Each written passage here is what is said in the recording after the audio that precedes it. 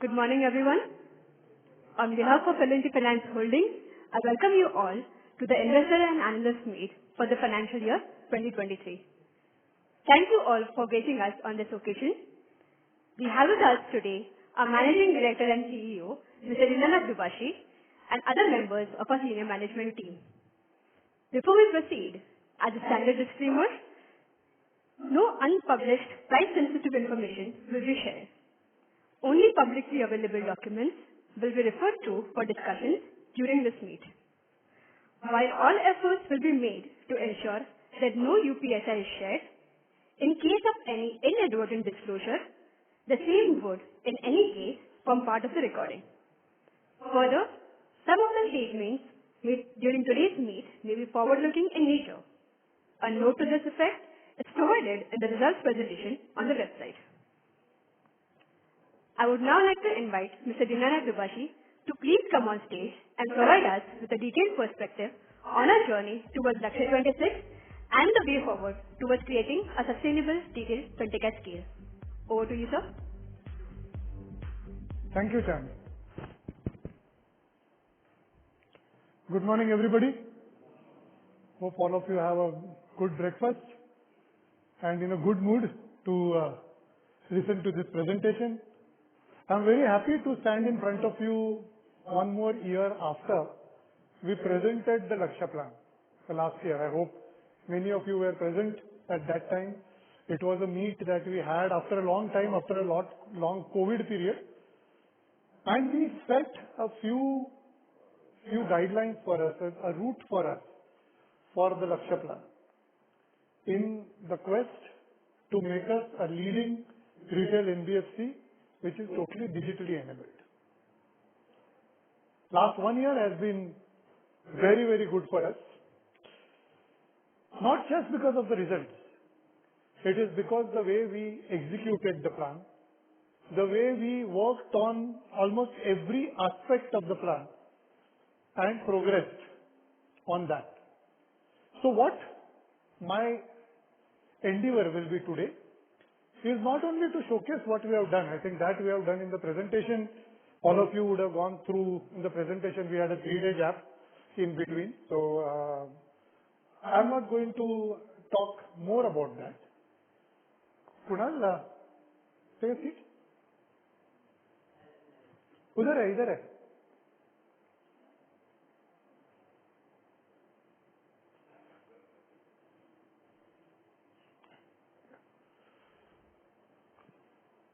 But more importantly, to try and talk to you about how this is sustainable, how we will continue on this path that we have set in this 1 year, how we will continue on the path that we have set for Lakshya 26 as we go ahead, and how, obviously I won't tell you how results will look, but will at least give you enough material to have confidence to draw up the results line and see how various financial parameters, business parameters will look.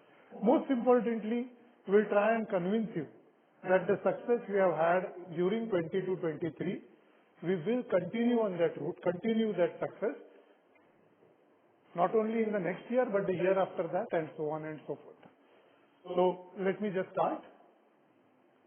Where do I point? There? Okay. So this is what we spoke about. Each word of this slide is important, and I will explain as we go ahead. It is important that we are now a retail company. As you would have seen, at the beginning of the year, we were 51% retail. We are already 75%. I will talk about the speed that we are gathering as we go ahead. Digital, that also I will talk that what all now we do digitally, which is actually almost everything. And last but not the least, sustainable. Sustainability has to be looked at in 2 ways. One is how our ESG is working to make the world sustainable, and our ratings as well as awards show that. But more importantly, how this journey is sustainable. We would like to convince you and talk to you about that it is not just 1 year performance, but you can actually look at this performance repeating and going ahead as we go ahead. We talked about digitally enabled and the product focus to customer focus. Now this is very important. It is not just words. Again, as we talk, I will explain the presentation. I will talk to you about the strategic importance of going from product focus to customer focus. So we were a tractor finance company, or we were a microloans company, or we were a two-wheeler company. From that, how are we becoming a retail finance company is what we would like to talk about. So just to refresh your memories, just one slide from the presentation 1 year back. These were the targets that we had set for ourselves. Basic 4 targets: retailization, more than 80% would be retail. As you would know, we started last year with 50-50. So we set a very aggressive target that we will become more than 80% retail in the next 4 years. We not only wanted to achieve this retailization just by reducing wholesale, but also growing retail in a way that to generate value. And the way retail finance was going, we set a target of a CAGR of 25% over the next 4 years at that time, 22 to 26 for ourselves. Asset quality, the important number here is net stage 3 of less than 1% is what we aimed for, retail asset quality. And last but not the least, after all this, to deliver an ROA of 3%. Let me now just take you through the results that we have achieved in just 1 year. This is a slide from the presentation. Actually, all the slides are from the presentation. You would have seen them. So as I said, retailization, instead of 51%, which was 51%, we have actually already achieved 70%. And hence, the goal of 80% looks very much in near term, and in fact, we are already revising that target upwards. I will talk about it as we go ahead. Growth. Instead of a 25% growth, we grew by 35%. I always call it the Virat Kohli model, not the MS Dhoni model. I don't like to take it deep. It is better to achieve good growth when the going is good, and also create the right environment, the right tools, right products, the right digital infrastructure, physical infrastructure to see that this kind of growth continues as we go ahead. Next stage 3, great story. We are already at 0.71%. Not only has the gross stage 3 reduced, but the net stage 3 we have actually already overcome that 1% mark. And at 0.71, within companies which are, at least 50% rural out of total retail, you would all know, you know the industry better than me, that very clearly a benchmark.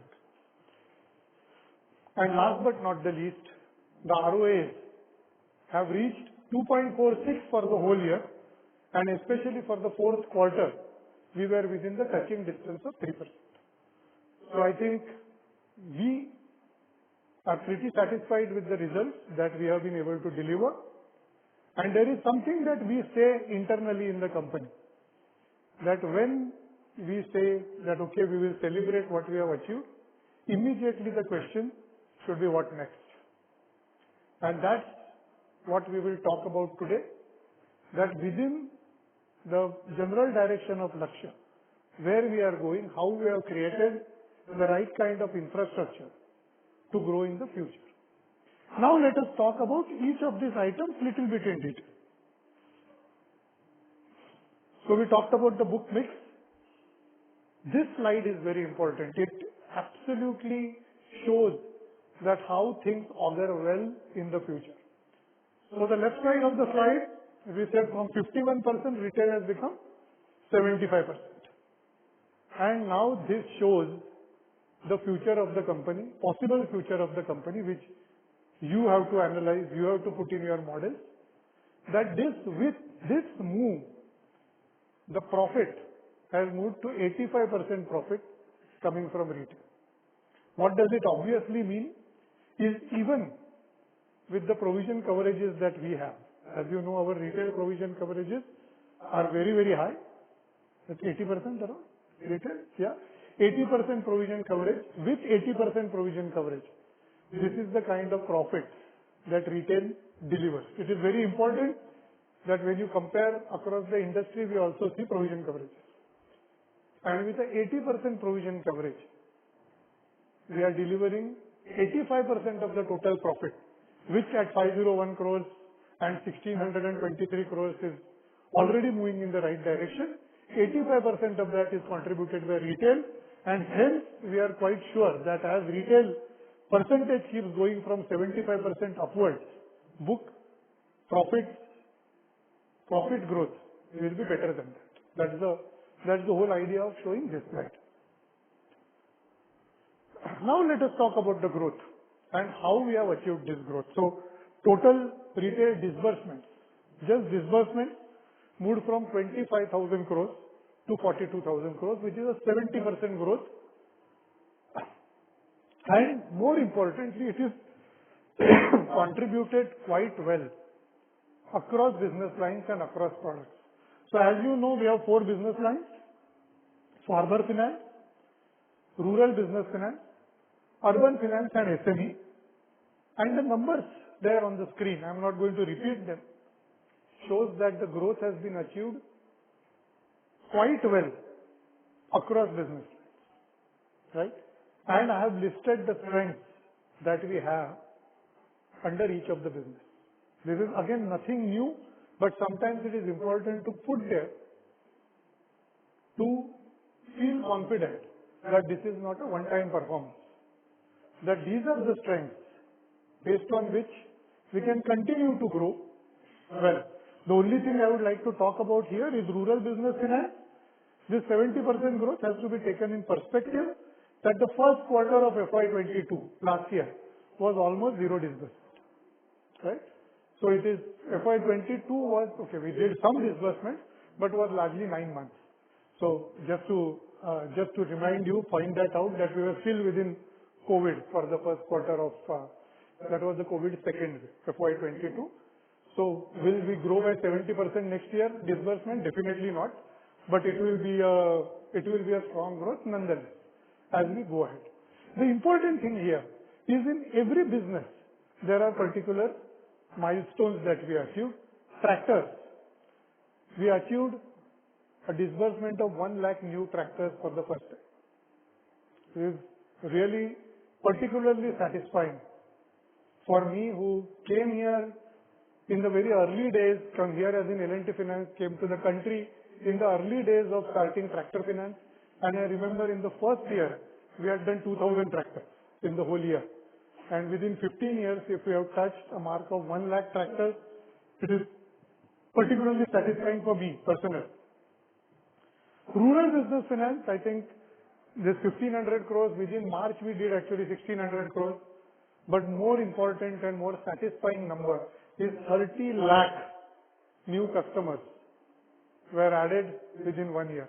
And that shows the capability, the capacity to add new numbers, new customers, as well as do business with existing customers as we go ahead. Various milestones in urban. The big milestone I would say is consumer loans, a product which is just 2-year-old, is really catching speed now, and we have crossed some real good milestones in this disbursement. And last but not the least, SME. I mean, that growth is extraordinary, but obviously because last year we were still in the pilot phase. So practically FY23 was our first year of doing SME disbursement, and we have done decently well. The book growth largely reflects this. We would also see that mathematics will work. All of you work your, your Excel sheet. And till last year, till FY23, let us say, that the disbursement, the book growth was lower than the disbursement growth because of the previous years. The previous years where the disbursements were very low because of COVID. This year the disbursement, the book growth even at 35% is lower than disbursement growth naturally. Your models itself will show that even for a 2-year or a 3-year product, we are now getting into the good phase of growth, where because of current book being high, the book growth will now catch up very fast with disbursement growth. So, I mean, it's nothing for me to tell you, all of you know your models, and that's how we see that the growth will actually be excellent going ahead. No new points here, but again, particularly satisfying book growths have happened, which have been a very important part of this retailization journey. Now I am going to come to a slide which we believe was a surprise to the market. Is the way we reduced our wholesale finance book. So, somewhere in the beginning of the Lakshya, we said, okay, we are going to become a retail company. We are looking at transactions, we are looking at selling our wholesale finance book, both infrastructure as well as real estate. I have said it during calls, but I will repeat it once again. Nischint. इधर आ जाए, आइए, come.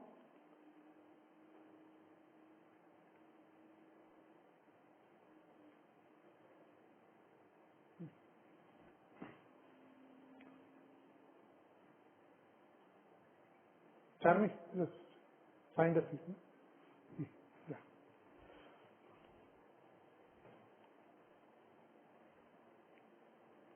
Comfortable?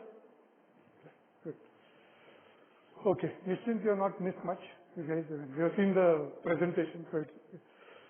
Okay. But this is the important slide. That we started with the idea that we will be able to do transactions where we will be able to sell the real estate as well as the infra platform. We had different kind of issues. Real estate, there was a structure a particular private equity had thought of, and they didn't get regulatory permission for that structure. One. Infra, the issue was that of, perhaps the issue of plenty. That we hired our investment banker, we did the transaction, we got a bite actually. Complete due diligence was done, and then we realized that a private equity player who is wanting to buy a $4.5 billion book could easily cut a $1 billion check for equity. That was not a problem. But raising a $3.5 billion debt was next to impossible for that person from the Indian market, and they wanted our guarantee. And obviously that served no purpose. That if we give guarantee for the debt, then the purpose of selling the book doesn't do. So we did two things. We decided that we are now going to sell rapidly, even asset by asset. It's okay if we don't get too much value, we will sell. Because the Lakshya objective was important, one. Second, we also said that now we are saying that we will sell asset by asset.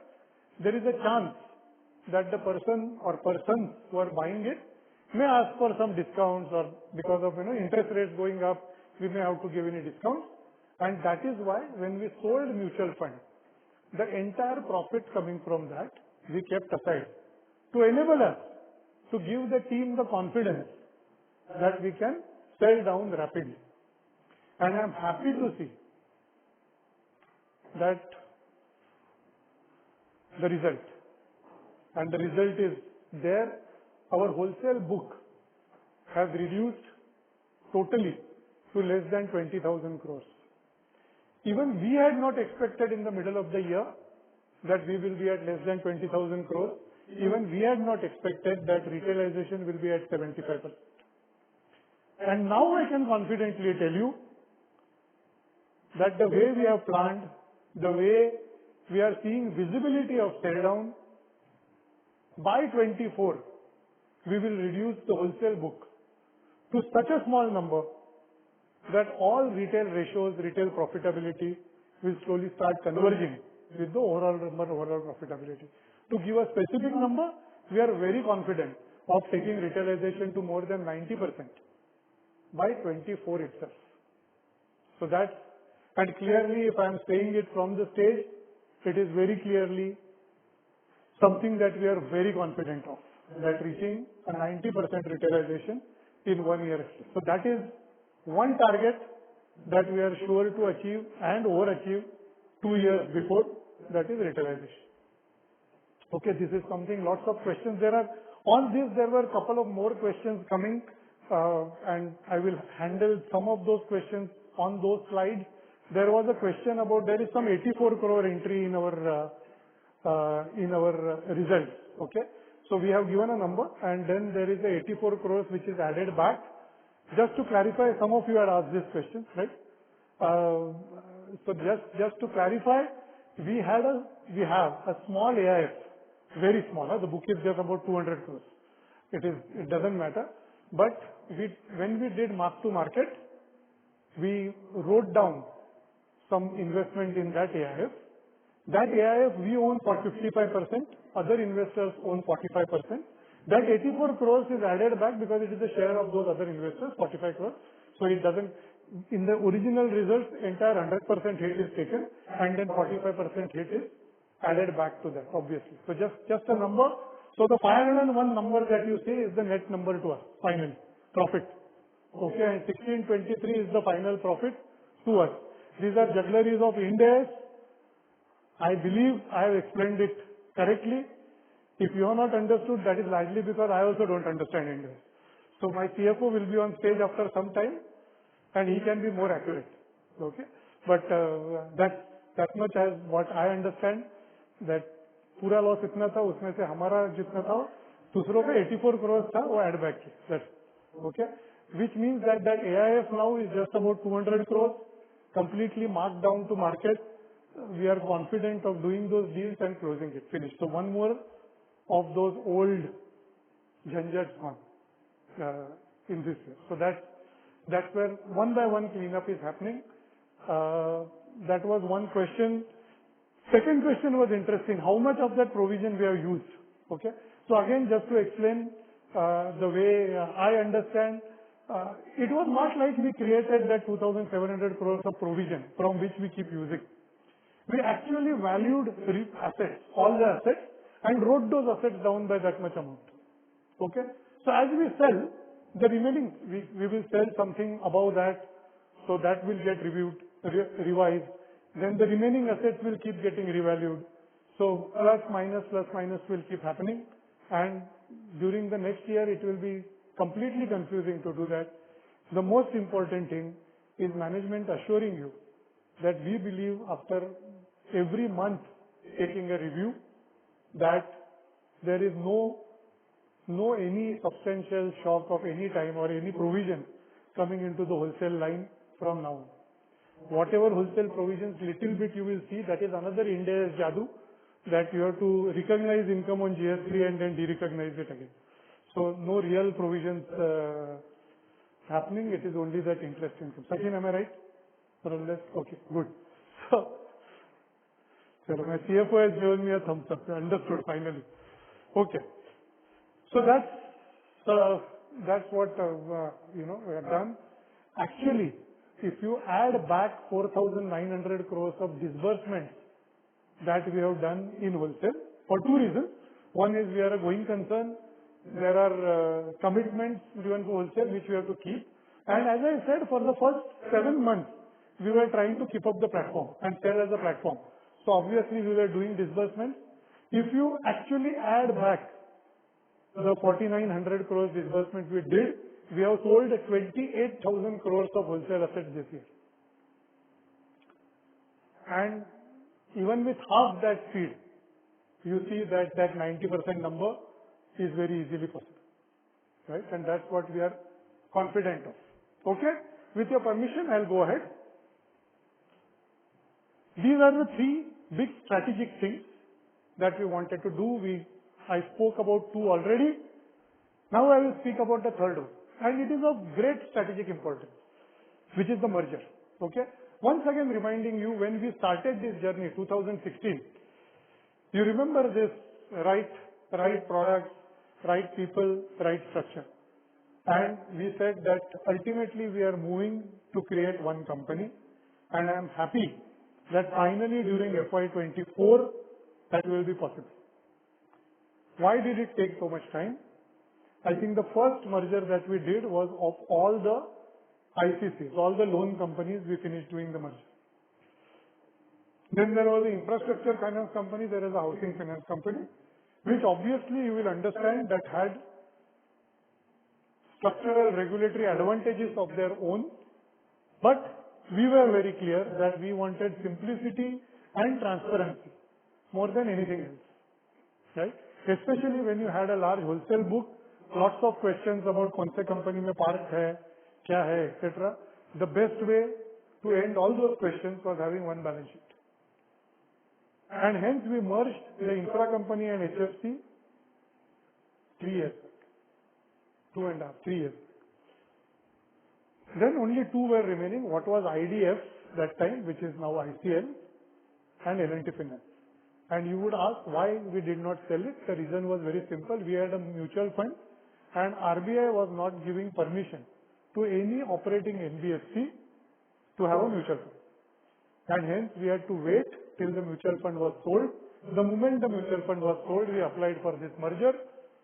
The stage is this: RBI, we have got a final approval. SEBI always gives the in-principle approval. We have got that. Stock exchanges, we have got an approval. And we have finally filed. We have to file in two courts. Mumbai High Court, NCLT. Mumbai NCLT is filed already. Calcutta NCLT will be filed as we speak, today, tomorrow, sometime.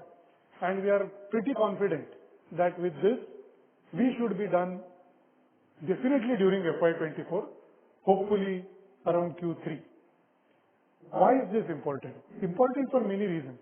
One is synergies, etc. Also high. Capital management. Today, one of the reasons that the leverage is low, one of the reasons, other than of course we have a lot of equity, is that within that ICL company the leverage is even lower and we can't touch it, and one can't touch that capital unless it is merged, right? Also liquidity ratios. Now with LCRs have to be maintained in every company. At every bucket, unnecessary liquidity will have to be kept in every company. Merger will take away that requirement, right? You would also be interested to know that we prepaid all the preference shares, etc. we had in L&T Finance Holdings. Now L&T Finance Holdings is genuinely a zero-debt company, which actually makes a lot of things easier in this merger, etc. Last but not the least, dividend policy. And this is very important, okay? During COVID, the regulator came up with a guideline saying that any NBFC can declare at most 50% of its profit as dividend. So now imagine L&T Finance can declare 50% of its profit as dividend to L&TFH. And L&TFH can declare maximum 60% of its profit after paying his expenses, okay, which is salaries of few of us, not much. That leaves very little for dividend. Right? Also, we made a big profit by the sale of mutual fund. But same guideline says that anything which will be considered extraordinary cannot be used for declaring dividend. So we have actually applied to the regulator saying that sale and purchase of mutual fund or any other asset is not extraordinary for a CIC. It is the business of an investment company, and hence permit us, let us see what happens. But even if that doesn't happen, from next year onwards, it will be one NBFC, and according to the guidelines, you can do 50% dividend payout ratio, which will take away all the constraints that are there from capital management and will free the board's hands to actually manage capital in the most efficient way, depending on growth, depending on risk, safety, and most importantly, keeping in mind the interest of shareholders. So all these things will be possible once the merger is done. And that is the importance of the merger. It is not just one structure coming together. That's what I wanted to explain. Asset quality.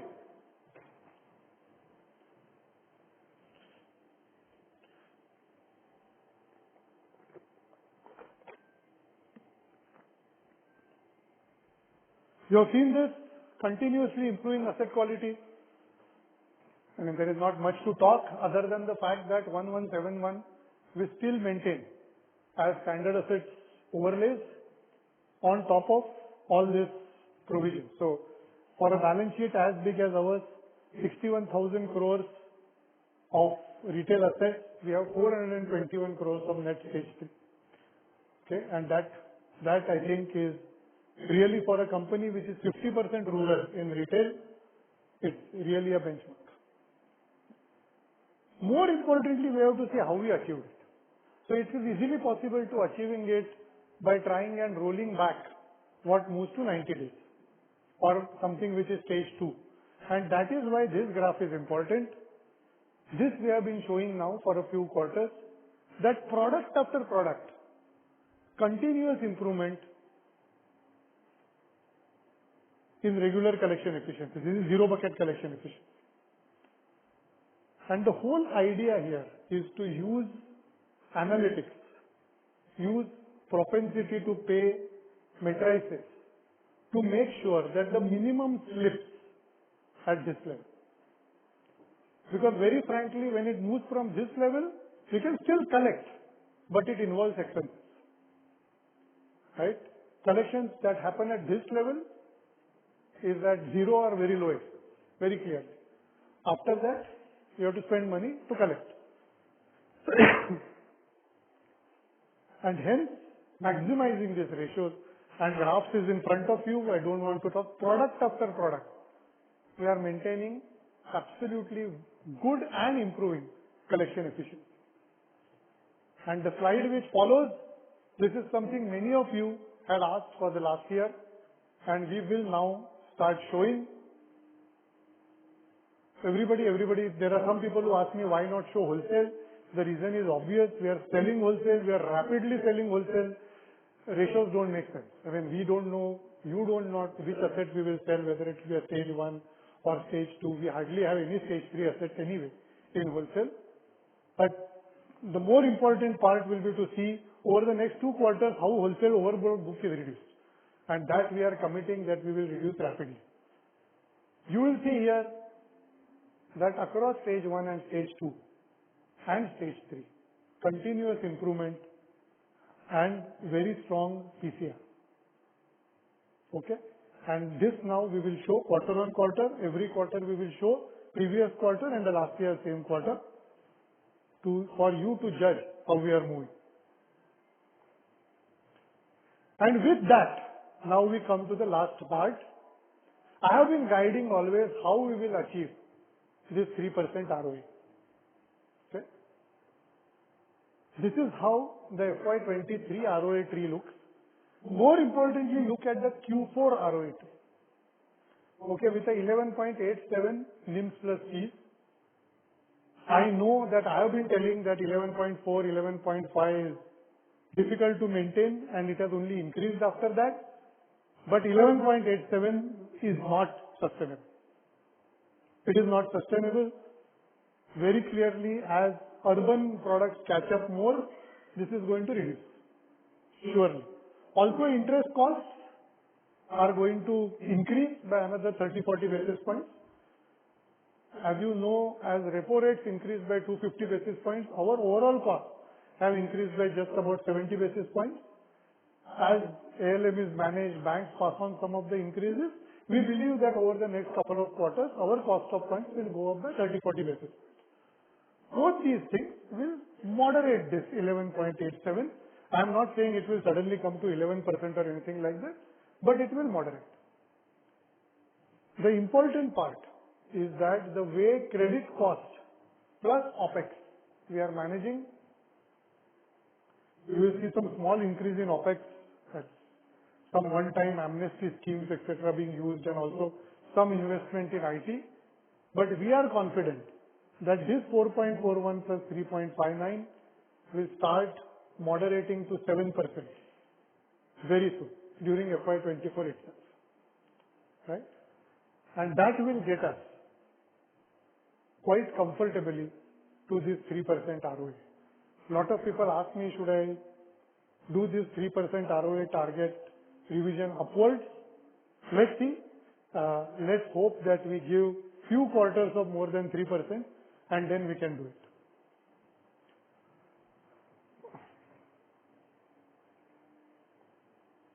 So this is just a summary, just the summary of what I have said till now.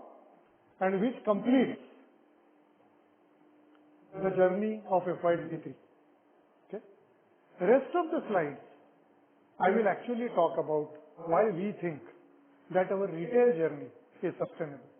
Why we think that we are putting all the right elements to succeed.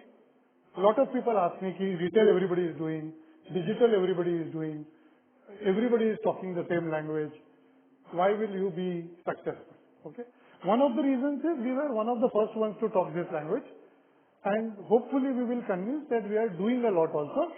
That's not to say that the other people are not doing, but the most important thing here is the way the market is developing. And I will talk about that, and I will actually put my strategy, juxtapose my strategy with the changes happening in the market character, which will hopefully convince you that the way we have set out this journey is a way, one of the ways which can lead a company to success.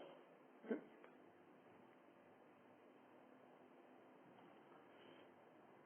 So this is a slide, may sound little bit like jam. All of you people are very well aware of what's happening in the market. I have put it only to put what I am going to say in perspective. Right? I personally have been in the retail market from 2008, 2007, 2008, and I have seen the market changing drastically. If you take time till 2015, yeah, some of you around are of my age, you will know, many of you are much younger. These were the big bad days, where NBFCs were supposed to do business which are rejects of banks. Right?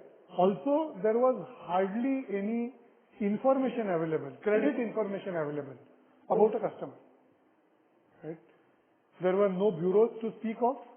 I remember when I joined L&T Finance, there was a discussion happening whether we should give information to the bureau, because competitors will use that information. This kind of misinformation was there even within company management, in my own company management. I mean, I'm not pointing fingers at anybody. Right? From there, a time today where this information not only is reliable but completely democratized, the industry had to change along with it. So till 2015 was a time of very asset-based specialization. The reason was very simple, that the customer information was simply not available. So companies specialized in a tractor, or companies specialized in home finance, companies specialized in car finance, companies specialized in CV finance. There is a company that specialized in second-hand CV finance, gold finance. You see now it will ring a bell, right? That simple customer information was just not there, unless it is your own customer. Even if it is your own customer, where was the database analytics to actually use it? Right? I mean, very frankly, 6 years back, if my own tractor customer would have walked into a two-wheeler dealership and taken a two-wheeler, I wouldn't know it's the same customer. No chance. I will take this Aadhaar card, photocopy, file it. No chance. By luck, if the credit bureau would have told me next month that it is matching, then I would know from the credit bureau that it is the same customer. Okay, and this is not only, I'm laughing at myself, but this is what the industry was. Anything else anybody tells you, don't believe it. Till about 2015. That's the way it was. Then came a time when bureaus started coming of age. And customer information now started being available. Not only whether how much loan he has, or how much, whether she is or he is on time or not, but things like credit scores, things like line-wise information available, much more thicker files started getting available. Microfinance bureaus came into being. And times came where for a microfinance customer, the hits were higher than an urban customer, with high mark coming into being. Right? And life changed. From there now moving to a place where something like even microfinance, RBI feels confident to say you have to do FOIR-based lending. Okay, FOIR is fixed obligation to income ratio. Imagine microfinance. RBI became confident to say everybody will have to calculate FOIR. This industry has moved from you form a group, your field officers form a group, you lend, and then you pray. This was the situation 10 years back. From there it moved to, we form a group, but every person of that group, I will know how much she has borrowed, from how many people and what is her record, credit record. From there, we have moved to notice what is, not only this, what is her income, what is her family income, what is her family indebtedness. The market has moved, and market has moved drastically. Information has moved. And that's where the place, digital data analytics are not just keywords. They are just the only way of doing business. Because I remember the first time I borrowed a car loan. It was from a corner, my roadside corner bank called Saraswat Bank. I am a Gaud Saraswat Brahmin. Normally you will go to Saraswat Bank. It took me 10 days to sanction a car loan, and every day I had to find out which table the file has moved. And when I say file, it was actually a file. Really file looking like a file. Right? This was 1996. 96, 97, something like that. And from there now the time that actually on a thumbprint you can give a car loan. When all these processes are done, ऐसा नहीं कि कोई भी process करते नहीं है. Every process is done, but it is done electronically real time. And that's the way things have moved. And based on that, now how strategies have to move. So that's where, with this, and assuming that generally people have no big objections to what I said till now, I will go ahead. This is the first strategy change that we did. After 1 year, I am feeling confident enough now to explain the thinking behind the strategy and why we believe that this strategy is sustainable. That while we were good in some products, we said now with the kind of information that is available with the bureaus, with the granular environmental information available, and last but not the least, the 2 crore plus borrower information that we have, and actually 2 crore plus family information that we have, now we should go more than just selling products. And we divided ourselves 1 year back. We had a farmer finance, a tractor finance, a two-wheeler finance, this kind of, product lines which we used to call business lines. Now we have divided ourselves into real business lines or client lines. We have 2 rural business lines. One is rural individuals, which is farmers, and rural businesses, which is rural business finance. Microloans is a small part of that. On the urban side, urban individuals, where we have 3 products at this point of time: home loan, slab, CL, and two-wheeler, and urban small businesses, which is SME. The whole idea here now is there is one strong chief executive reporting to me directly, working on these customers and not working on a particular product, and being able to find the right product for these customers. There are a lot of people who ask me कि ये product करेंगे क्या, वो product करेंगे क्या. The whole idea is, as long as those products make sense for my customers, their ecosystem, their families, and they are profitable to me, I will do them. Otherwise, I will not do them. It's as simple as that. Right?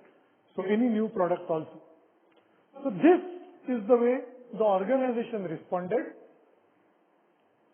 And we said, okay, there are going to be 3 major parts of our strategy. One, how to improve and continuously gain market share in our existing products. How to make them our fortress. And then how do we deepen customer engagement more and more using these products and using more products for those customers. And last but not the least, how do we make this sustainable by making sure that risk is managed properly. Now risk, as we understand, the main risk is credit risk. All of a sudden you are moving where the human being, in most of the products, some products it is still there, the human being is not doing the underwriting. A machine is doing underwriting. And as good as the machine is, as good as the programming is, they will do mistakes. And as we do mistakes, what are the early warning signals that we take? And what is the capacity of the engine to take feedback and improve almost in real time? We have not come to real time, but very quickly. How do we improve? Is going to be the strategy as we go ahead. So clearly, as I said, state-of-art technology and deep analytics becoming fintech at scale. And fintech at scale also has a meaning, okay? As I said, there are lots of fintech. There are very, very few companies which have scaled. There are, एक हाथ के finger से भी कम. And we believe we are one of them who is using technology so strong with a 61,000 crore retail balance sheet, which within a couple of years may become 1 lakh crore. So that's the scale that we are using fintech for. How does now that translate to product strategy? Right? So, and also people ask, कि ये 25% CAGR कैसे maintain करेंगे?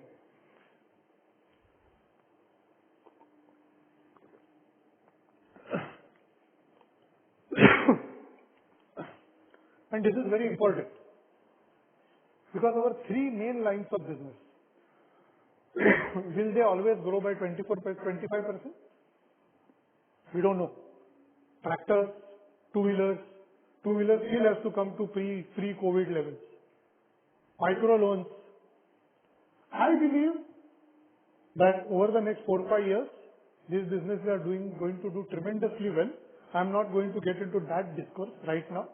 They can be seasonal, 1 year नीचे होगा, बाद में ऊपर होगा, whatever. But the general trend is good.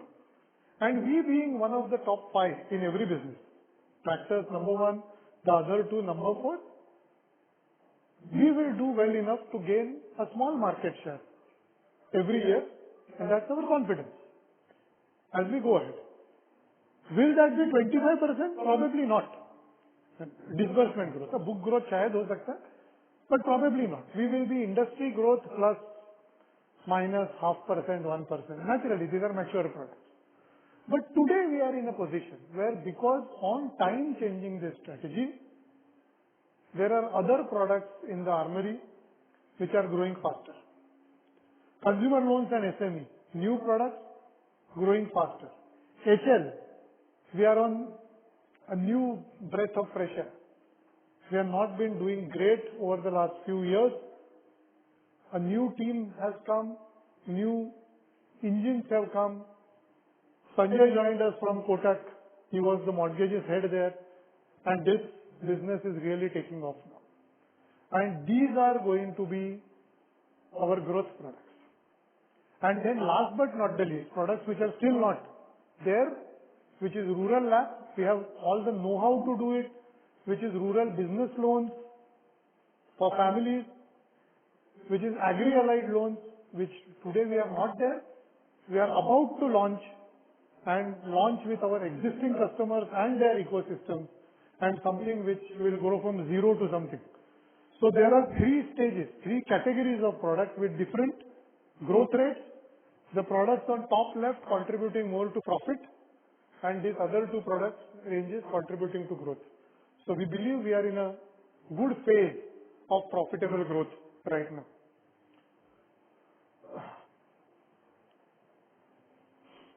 This is largely a show of strength. The 3 major products. There are times I keep hearing that, अरे growth अभी है, बाद में होगा, उसके बाद में asset quality रहेगा कि नहीं. That is why I will just leave this slide there for you, both in book and disbursements. We have been in these products for 10 years and more. I have shown you the growth over 10 years, maintaining profitability, maintaining market share, and most importantly, maintaining asset quality. This is the track record of L&T Finance in these 3 products. Hopefully, it should give you the confidence that we will continue to do well. More importantly, just look at the customer base that we have acquired. Yes, surely there is maybe one or two companies, probably one, which has a higher customer base than us. No doubt, but that's life. That's where you stand. You start. And in any case, there is a lot of difference between the valuations, so it's okay. Right? So we can always grow, catch up. But more importantly, a large part of this database is rural. And that's where we are strong.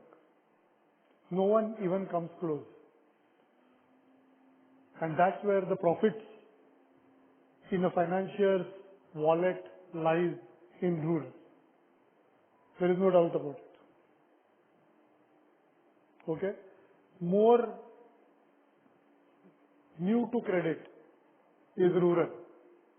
And that's where growth opportunity of increasing penetration lies in rural. I will take one more topic here. There is a lot of news about a fantastic company entering into microloans. Right? And some people ask me, is it going to disturb you in microloans? Let me explain something, okay? 50% of my microloans customers are having only L&T Finance as lender. That means they are new to credit. 50%. Do you really think that 50% of rural lady borrowers are really new to credit? That they have zero borrowing? What it means is that they have been borrowing from the unorganized sector. So I have either replaced or added to unorganized sector borrowing. And the problem is that there is no way to know whether I have replaced or added to, because that data is not there in the bureaus. And more good professional competition coming is good not only for the sector. It is not one gyan sentence, the sector ka bhala hoga. Mera bhi bhala hoga. Because more the customers get into organized lending, the asset quality of both me and the competitor coming will become better.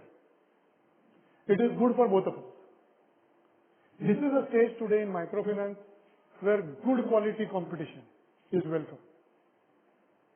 Because we will work together to take out the unorganized sector, which is the need for the country, need of those people, and we are a profit-making company. It is definitely good for our asset quality, which can improve even further from where it is with more reliable information now available about those customers.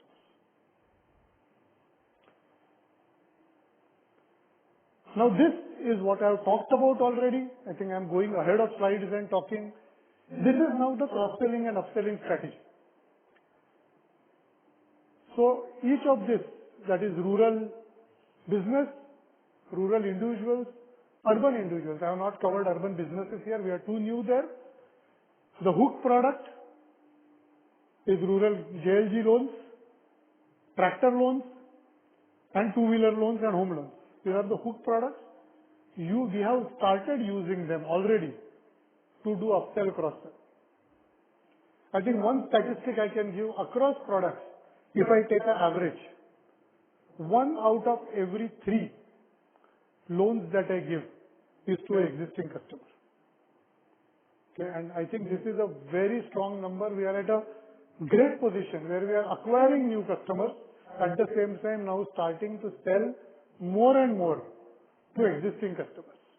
We are already at 4.0 products per customer, out of which approximately just 1.4 is loan products and about 2.6 are protection products, insurance products. As we go ahead, this 1.4, even if it starts touching 1.6, 1.7, the potential is huge. There is another development I would like to talk about. In Q1, hopefully 99%, we will get our corporate agency license and we can move beyond using our strength, our cross-selling strength, to sell insurance not only now to our customers, but to non-customers also. And that's another upside for income as we go ahead. Today we are restricted to sell it to our customers because we are not a corporate agency. Now we can start selling to non-customers also. And now juxtapose that with the distribution strategy that we have. Now this is very interesting, how fintech is used. So the first level of distribution, you can start from the bottom left, is obviously your dealer network, your branches, your DSAs, your aggregators, etc. The second stage, and we have been through all these stages, is using data analytics to choose them, to be selective about them. Let me address another question. El Nino आएगा तो क्या होगा? Right? So first of all, my economists will tell you it is too early to talk about that. Monsoon, we will know maybe in a month or so exactly how it is coming. But more important, data available shows that reservoir levels are very strong. Market rates for commodities, other side of inflation, is that farmers are getting good money. And then something that I always say that, I don't want to sound like a party political, but I always say that direct benefit transfer, the JAM Trinity, has genuinely changed welfare in rural India over these many years. With this, now monsoon will still affect, but the effect is less. But that's not the point. The point is the availability of granular data on the ground. Now you can move away from saying कि monsoon अच्छा नहीं दिखता है तो tractor खराब होगा, monsoon अच्छा दिखता है तो tractor अच्छा होगा. Now we can say this almost pin code by pin code, which pin code, which HP of tractors is likely to do well. And based on that, select dealerships and juxtapose it with that dealership's portfolio performance. That area's portfolio performance even offers, because that data you get from credit bureau, and choose. So the second stage is actually moving from carpet bombing to daylight precision bombing. That we know now, so if we have to take a 16% market share in tractors, first of all we don't aim for a market share. But first when we used to aim for a market share, what does it mean? कि इतने tractor बिकते हैं, मुझे उसमें से 16% करने हैं, right? Now it doesn't work like that. Now it works, okay, I have chosen so many dealers to work with. Out of which so many are my concentrated dealers. I will go for a 50-60% counter share there. And I will throw the bucket at him. I will do all schemes with him. I will give better LTVs to him. I will give better interest rates. I will put my people at the dealership. I will invest totally in that dealer. Because his asset quality and the probability of his sales being good and his counter share with me will be 50-60%, which will now work to that 16-17% market share. So resource allocation becomes very important here, and data analytics helps us there. Then we move to assisted apps and centralized underwriting.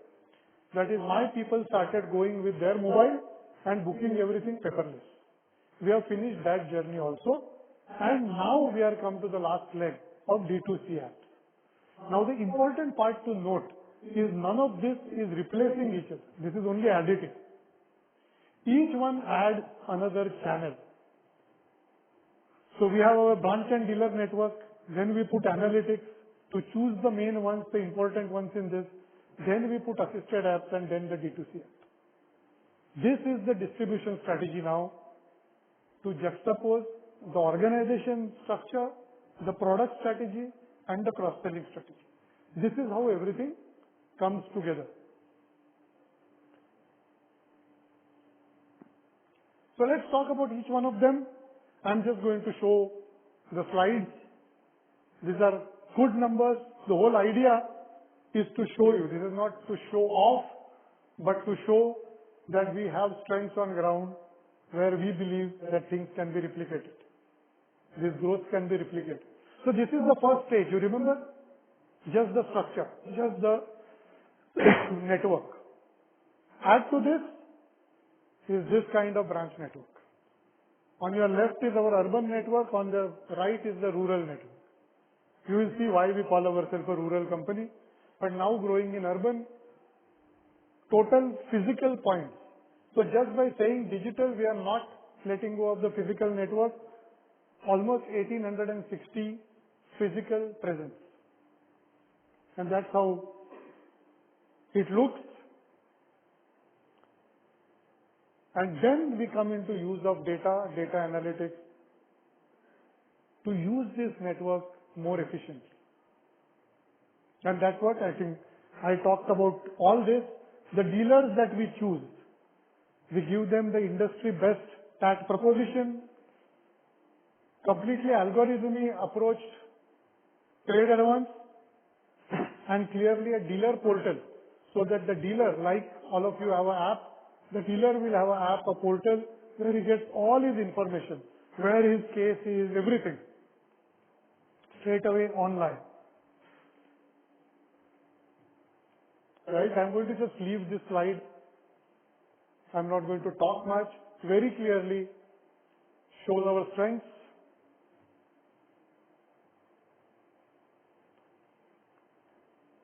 And for all this, naturally, what the dealer gives us is good sales volume, a portfolio which performs better than others, counter share, and of course adds to our distribution network. Very clearly, this is the output. Very simple. I just explain. Any of you who have gone to rural, semi-urban areas, you will see one big difference over urban, over Mumbai. I'm not yet been able to figure out exactly why, but you will see that all tractor dealers will be on one road, or all two-wheeler dealers will be on one road, one after the other. Right? Now, what does it mean? That when a customer enters a Honda showroom, if the sale is not closed then and there, he will go to a Hero showroom or to a TVS showroom, and most probably the Honda dealer will lose that sale for him. Right? Because you don't have to travel, you have to just walk next door. Right? So what he wants, what that dealer wants, of course dealer payouts, etc. are there, but what he wants more is the sale to be closed then and there. What does it mean? First of all, there are 6-7 financiers there. If I am the financer of his preference, and why do I become financer of preference? It's because I say yes immediately, even before the test ride is over. Even more importantly, I say no even faster than that. I can say no to a case as soon as it is entered in the mobile. It will say no. Why is that important? Because the dealer now can immediately give the file to another financier who is sitting next to him and close the sale. Right? This is very, very important in rural and semi-urban India. That is the importance of turnaround time. It is not just showing off that my turnaround time is better than anyone else. This is the importance of turnaround time. A lot of people ask me why people borrow at this interest rate, etc. Very frankly, at 2,500 EMI, 1% interest rate is 10 or 12 rupees. It's not much more. It doesn't matter. One thing today that a customer wants, a financial customer wants, is less hassle, saving of time, and availability of money when they want it. Very simple. I will ask you, any one of you, if given a choice of 1% cheaper rate, but you have to go to the bank 10 times to sign documents, or 1% costlier,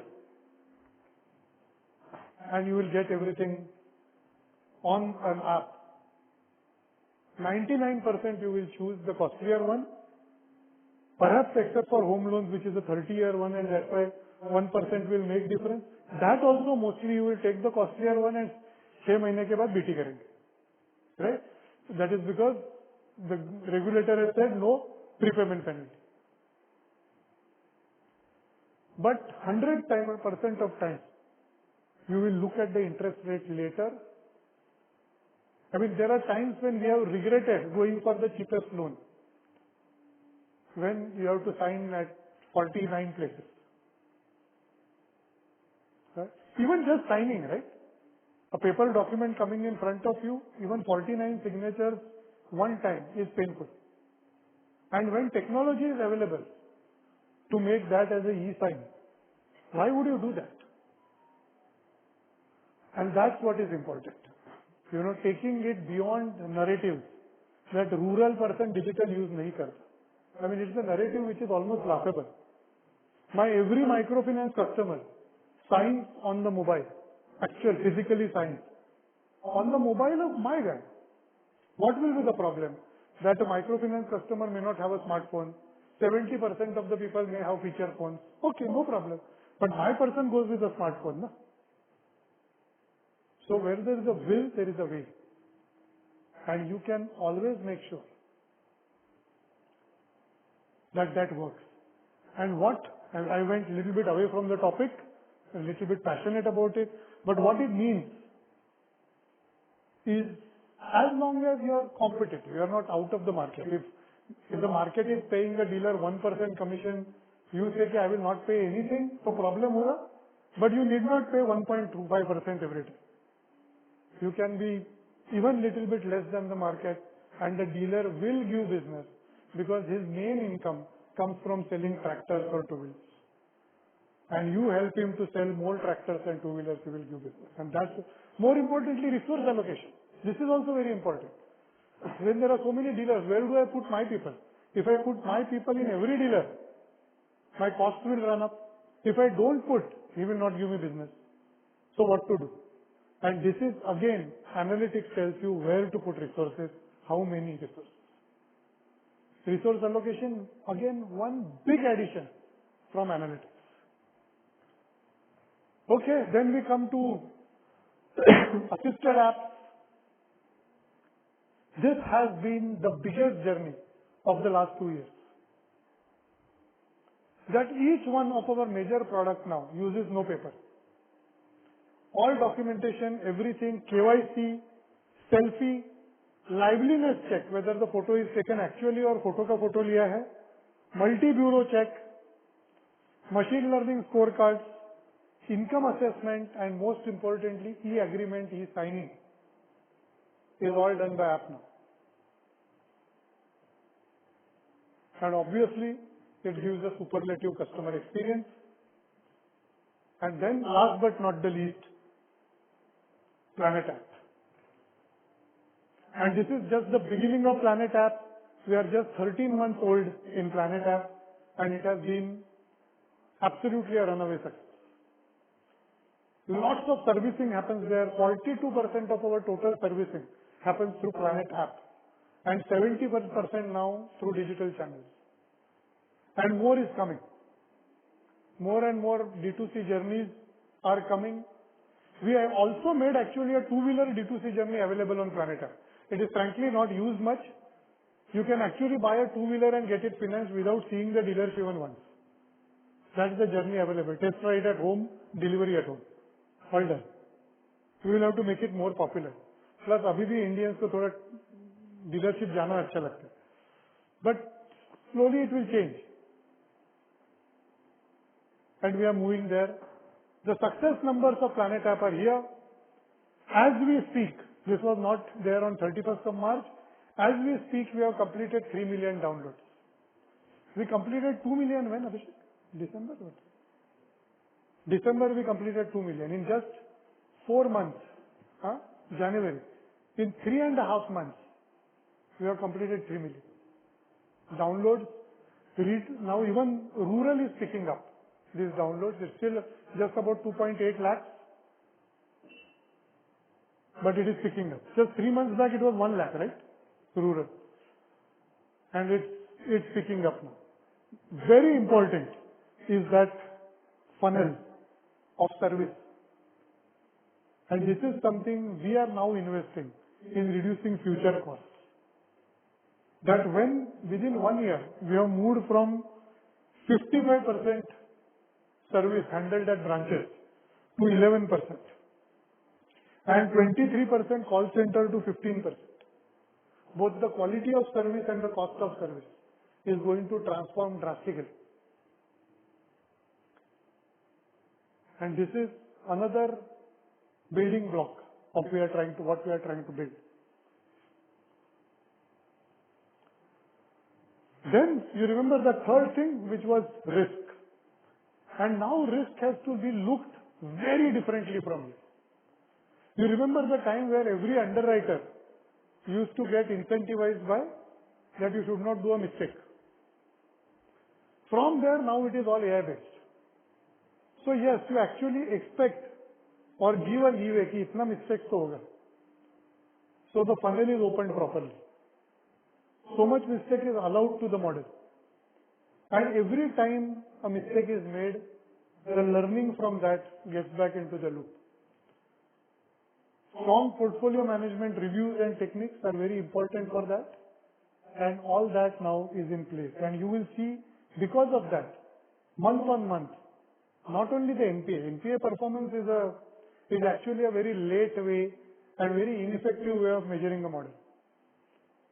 The model is measured by zero DPD performance. And zero DPD is improving continuously, and obviously NPA will improve. After 90 days, NPA will improve. That's obvious as we go ahead.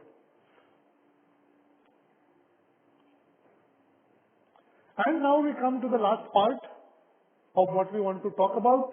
This is a very technical slide. This is the really root map, the design of what we call fintech at scale. Right? Scale to be understood easily, like there is no point building a fintech, a great app without scale. So we have the equity, we have the borrowing muscle to really build scale, and then absolute top class structure for scalability. Gone are the times of on-premise infrastructure. It is not scalable. So we are almost completely, other than what regulator requires to be on-prem, almost completely on the cloud and totally scalable. We have completely automated processes. I have also put the people we work with, SFDC workflow, completely business rule engines, and a fintech ecosystem. There is no point replicating what other people are doing. We do API integration to actually use that. Third, very important point is security. Very topical. Lots of news, rumors about many companies floating around about ransomware and all those things. It is important. You can never be 100% safe in this world. You have to make sure you are not the low-hanging fruit. Because very clearly here the danger is to the lowest hanging fruit. So you have to be better than almost everyone else in the market. And you will, the hackers will always be ahead of whatever any security measures do, but you can't be a low-hanging fruit. And we are sparing no expense in doing that ISO 27001 certification already. Abhishek, or which certification we are going for? For process. Okay. And then last but not the least, customer journeys built on both assisted as well as D2C app. This is the total structure of our fintech at scale. I will just expand it a little bit, what it means for customers. So this, I have talked a little bit, but this is what we do for customer capturing. Right? And this delivers a customer value proposition of turnaround time, which our company as a culture believes is the most important customer value proposition. Something that Indians lack today is time. Whether you are a rural customer or urban customer. Even a rural customer comes to the Taluka Bazaar once a week or once in 15 days, and he needs to close his business that day. If he comes to the branch and sees a long queue, he will then come after 1 month and your payment will be delayed that. Very simple. If he wants to buy a tractor, he wants to buy a tractor on that day. Everything needs to be closed on that day. Right? When a microloan customer wants funding, she wants it on that day. Delivering that without taking stupid risks. We cannot take a KYC risk. We cannot take a fraud risk. We cannot take credit risk.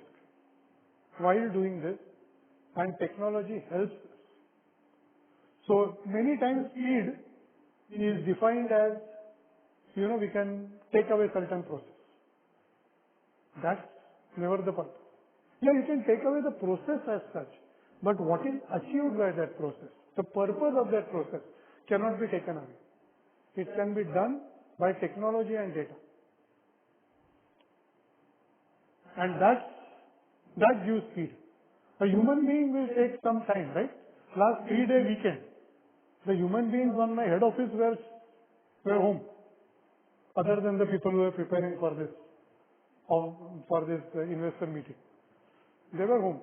The human beings in my branches were working when the dealership was open. For microloans people, I don't know, was it a week or week? No. Yeah. This was a month end, where is the question? So they were working, all of them. But the AI was working all 72 hours. And that is important. And when that happens, speed happens.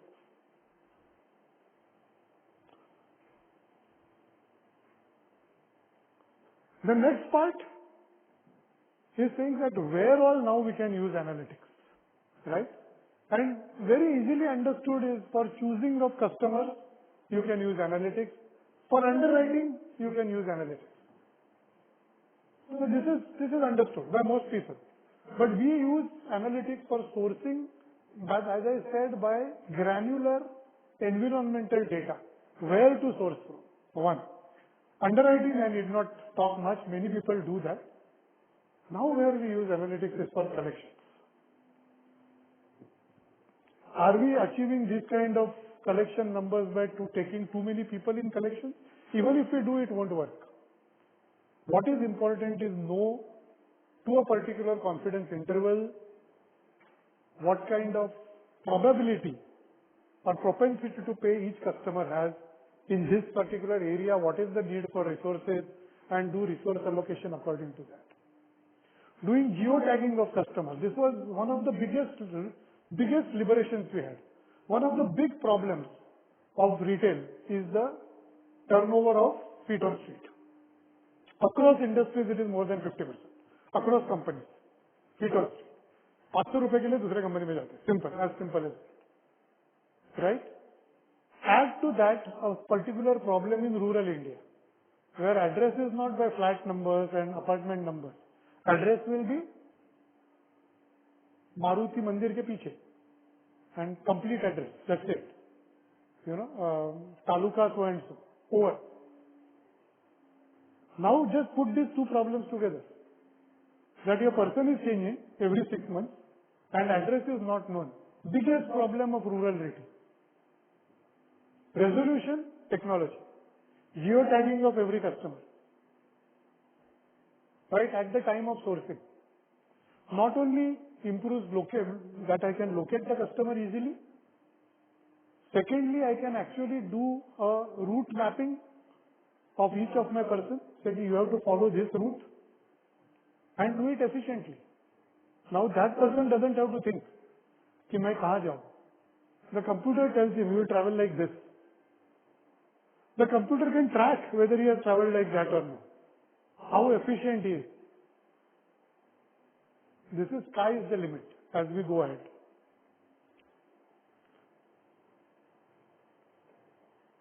This has been put just to show that currently and in future, for what all things we are using scorecards.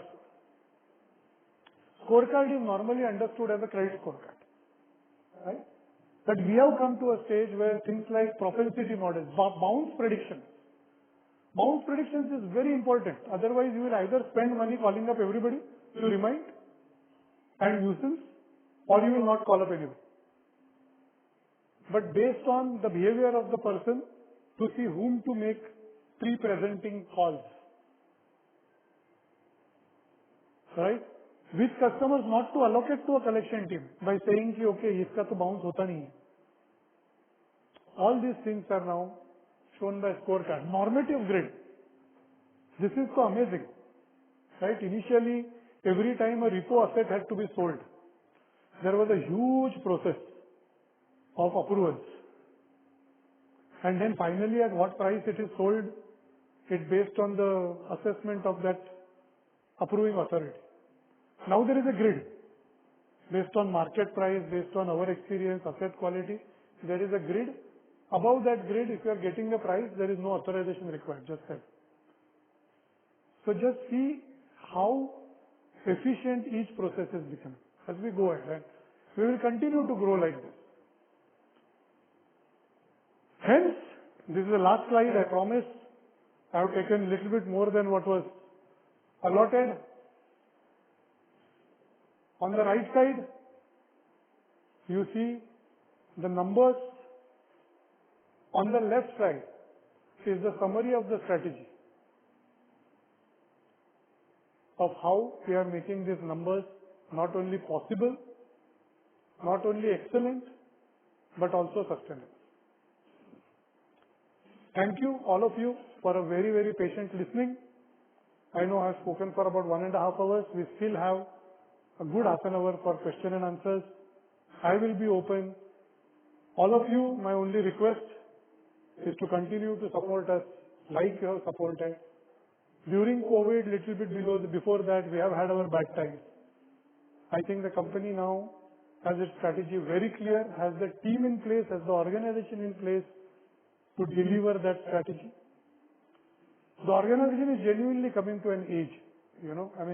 Just about a year back, a very strong individual of the head of retail left, and we could find people internally and externally to take up the mantle and grow. And not only grow, but accelerate. Deliver what we had to deliver. That shows the strength of the team. That shows the age and the maturity of the organization that we have now begun.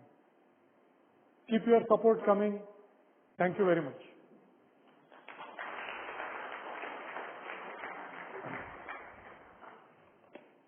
Thank you, sir, for the granular perspective on the lecture strategy. We will now move on to the Q&A session.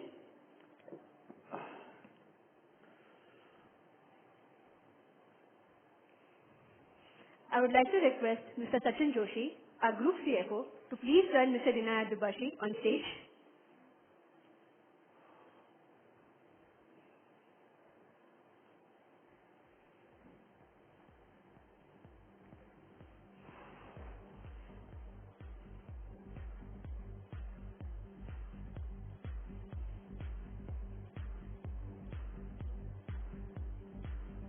Actually, all the questions which had come to Karthik, I have answered in the last 2-3 days. So I don't know whether there are any more questions, but of course you are welcome. एक glass पानी लाओगे?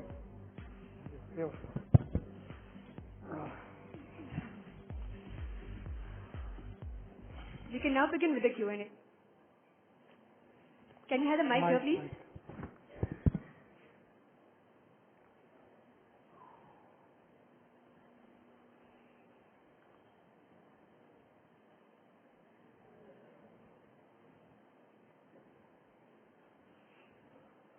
So just request to introduce yourself and your organization. Good evening, sir. My name is Nidhesh. I work with Investec. So just two questions. Firstly, sir, what we have seen in the past is that models behave very well during a normal environment. But in case of shock environment, these models tends to fail. So how are we thinking about, because the segments which we operate are not straight line segments. We see deep shocks as we have seen in last 10 years, and I think these things will keep on repeating. So that is first question. How are we preparing ourselves with respect to these shock, anticipating these shock events? Second is the segments that we work in are, in my view, are quite, at least the perception that we have been built over last 10 years, are quite touch and feel segments. And underwriting is quite subjective. It's very difficult to templatize these segments and underwrite these customers using models. So if you can elaborate how we have been able to remove that subjectivity and make them more objective. Thank you. Thank you for asking that question. So first I will start with claiming our right to speak about this subject, right? I mean, anybody can speak. There was one slide that I showed of 10-year performance. There were the same segments. There was the same cyclicality. There were the same problems. In fact, there was COVID also, right? And the portfolio has not only held, but shown steady performance throughout this, right? So That is where I claim the right to even talk about it. And I'm not saying my wisdom is going to be the best wisdom. There are various ways. In fact, in tractors, the top two companies used to believe in very, very different philosophies. Touch and feel and centralized underwriting. Very different. I don't know, recently I have not heard, but used to believe very different philosophies. I believe there will be advantages of both. But important, the cyclicity, the tendencies of shocks are same whether you are doing a model or a touch and feel underwriting, right? Because you don't know that a shock is coming at the time of underwriting. Anyway, it is going to come later. So the shocks or the cyclicality is dealt not by underwriting, but by your ability to react quickly.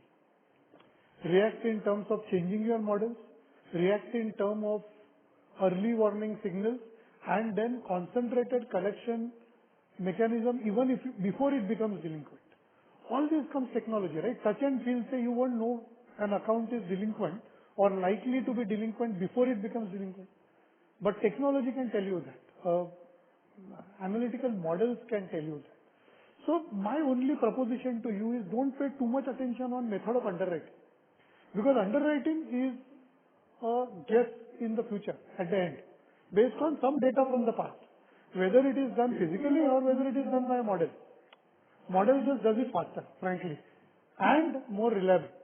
When you do physically problem care, let us say a company has 600 branches. Each branch will have one underwriter minimum. Your ability to hire, train uniformly, and then retain those underwriters. I mean, you have to be in retail to understand how difficult it is. मतलब ये बोलने की बातें होती है. Actually, those underwriters keep changing every 6 months. Then what touch and feel, right? So the only way of making it uniform, sustainable, making sure that the organizations, the decision taken in portfolio meetings gets immediately transmitted to the ground is only through models. Just imagine, there is a credit organization where there is head of credit, then zonal head, then regional head, then branch head, and then credit underwriter. A decision taken in portfolio meeting, how much time it will take to transmit down, and that too uniformly. When you are using model, it happens like this. That is the advantage of models over, and that's what we believe. That is why we believe in centralized underwriting. That doesn't mean we don't use those same parameters. We use all the same parameters. Only thing we take out is non-uniformity, personal bias. Okay? A push at the end of the month. At the end of the month, 99% of the salespeople in branches, you know where they are? Where they should be? Where they should be at dealer place. They are sitting near the underwriter pushing the file. Right? When you do AI-based underwriting, all this goes away. That is where we have not only have faith, but numbers have shown that it works. And not only that, it works through COVID also, because you not only have an underwriting model, you have an early warning signal model, and then you have a provisioning model, which shows that you have to increase provisioning. That's why our provision numbers are, provision coverage is actually higher. That much management overlays we keep, because we want to make sure that if something happens, that is there. So all this put together, all in all, we believe that I wouldn't use the word superior. I would think it is the most practical method, the most real method of doing underwriting. That's you had a second question which I forgot.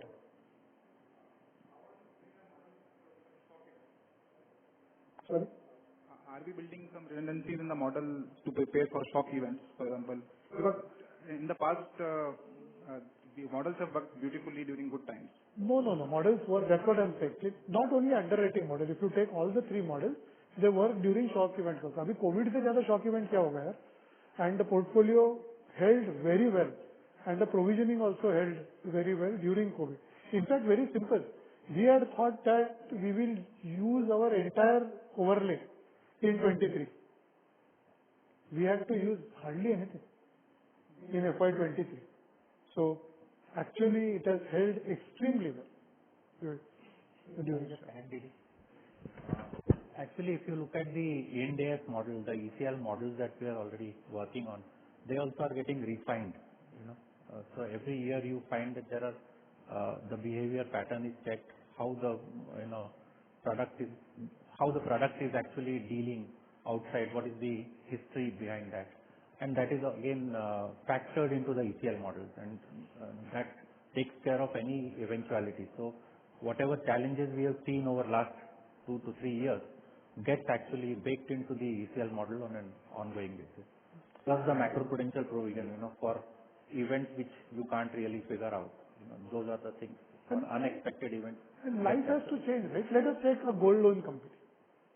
So I am talking about an industry that I am not there. Just as an example, just about 5 years back, they used to have this some magical people, Harry Potter, in every branch, who will rub the gold, see, and वो जो बोलता है वही true value. That's it. Who knows? He knows, right? From there, every large branch now of a good company has machines, and now the next is those machines are centrally connected to a server, which can take decisions, uniform decisions. Has the basic of valuing gold changed? No. But more uniformity has been brought. Human biases have been taken out. So the fundamental remains the same. Everything, no. There was a time when we used to do calculations mentally. Then it moved to calculator. Then it moved to Excel. Now we just talk to ChatGPT and it will tell. That doesn't mean 2 plus 2 has become 7, no.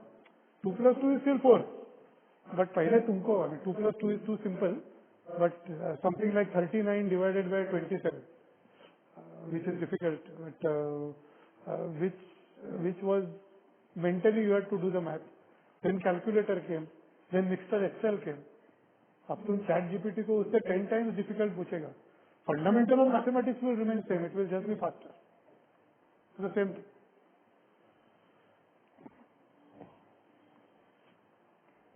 Yeah, hi, Viral Shah from IFL. So, 2 questions. One is, now that you are templatizing all these products more so in the rural area with use of technology, and many other peers are also getting there, right? And of course, including even banks are expanding reach everywhere.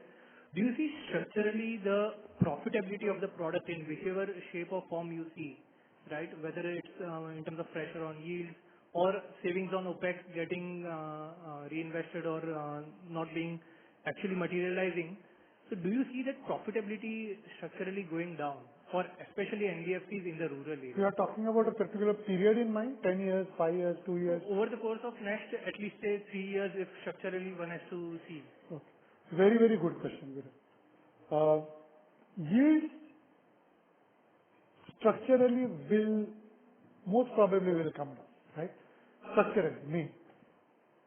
Where we will make up those, and it will take time, right? I said that first, the overall yield of the system is way lower than what the unorganized sector charges. So that's why we are able to charge those yields. I mean, tractors may, us and Mahindra are clear market leaders. Third is Kotak. There is no public sector bank. Public sector banks use tractor loans at what, 9%, 10%?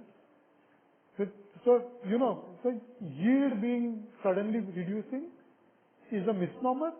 Ultimately, like in every good market, will it come down? I think definitely it will come down. But along with that, with use of technology is used for 2 things. Good companies will use it first for resource allocation, second for collecting early. As that happens, over that same period, that will also not happen immediately, but over that period, like it has happened in housing finance, for example, expense ratios as well as credit ratios will start coming. Like housing finance, why can people afford to lend at 9%? Right? I mean, of course, they don't make much ROE at that. 9% to बहुत कम हो गया. But because your expense ratios are low, because your credit ratios are low, right? Because of the asset. Here that asset will not be there, but here analytics will bring that. So whether overall profitability will reduce, I don't think over the next 5 to 6 years at least we see of a big drop in ROAs coming in this sector, in the rural sector. Beyond that, let's see. I think just we'll have to become more and more efficient. And just another question was that as share of the urban kind of loan book in your overall mix increases, will that also be an offsetting factor in terms of your NIMs? Yields, yes. That's why I'm saying my steady state yields will be more closer to 11%, yield plus NIMs. You're absolutely right. So currently it is closer to 12, right? Yields plus NIMs. Various factors, increasing fees, reducing yields. But yes, certainly, as more urban, it will come. But again, along with that, expenses will be also lower and credit costs also. So, yes. There, that lady there. Can two people be there with mic? It will be faster, yeah.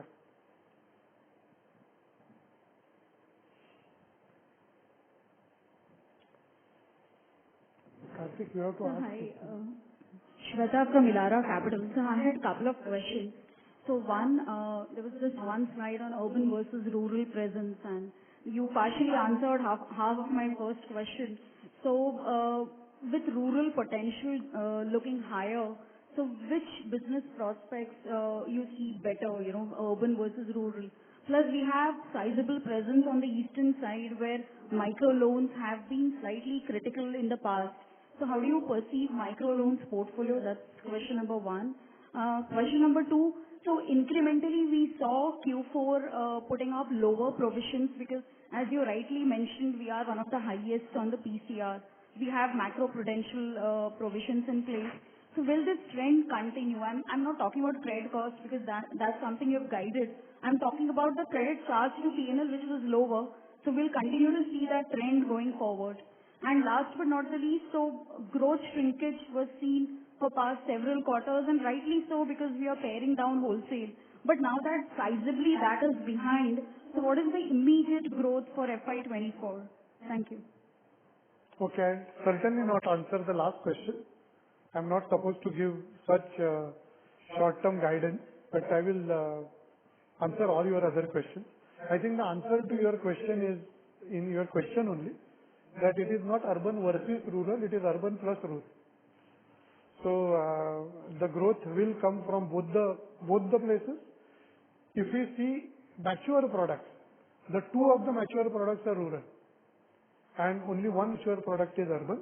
Because of that, perhaps the share of urban in our book and also consumer loans is growing very fast. SME is growing very fast. These are very small portfolios.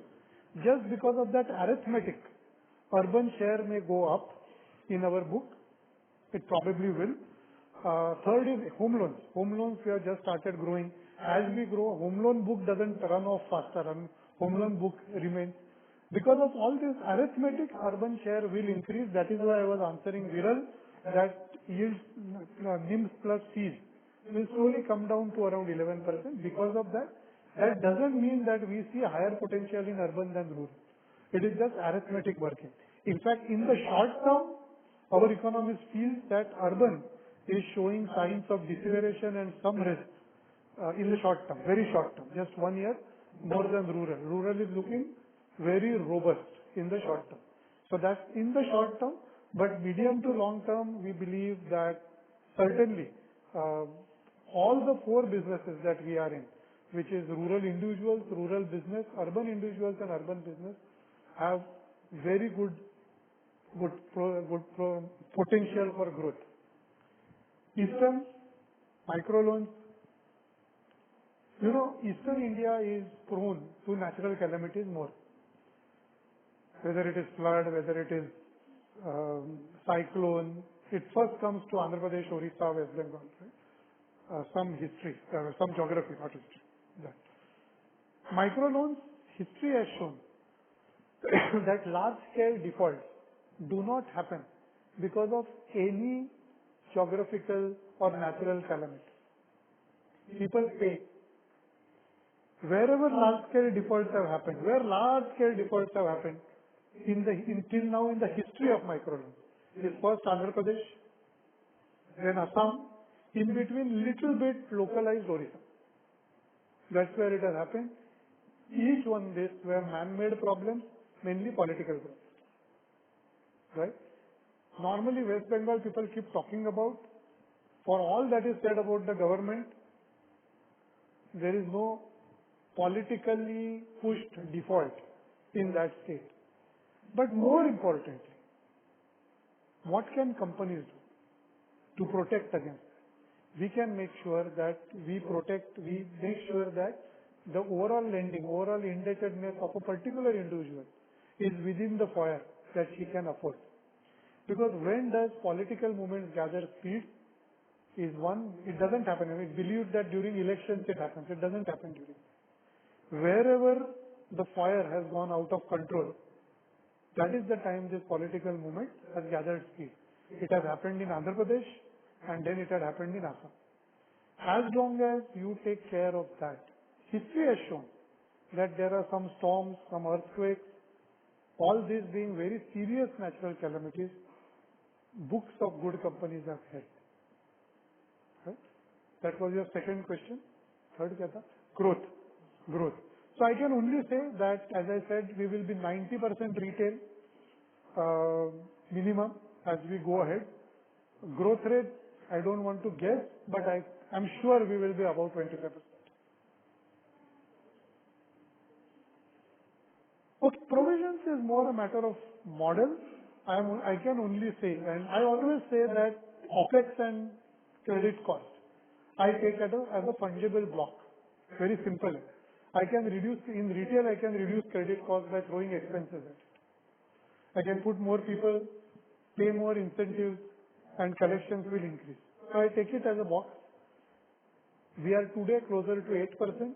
Over the next 2 years, we see it moderating to even 7%. That's our target credit cost plus OPEX as we go ahead. There are very clear projects in the company happening to make it possible. Does that answer your question? Thank you.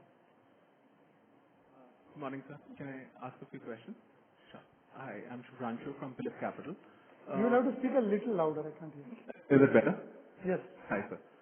Four questions. The first one is on tractor finance. It's become a very crowded place with banks entering and taking up market share from the NBFCs in the last 2 odd years. NBFCs, which includes us, we're OEM agnostic, and the one you mentioned as well.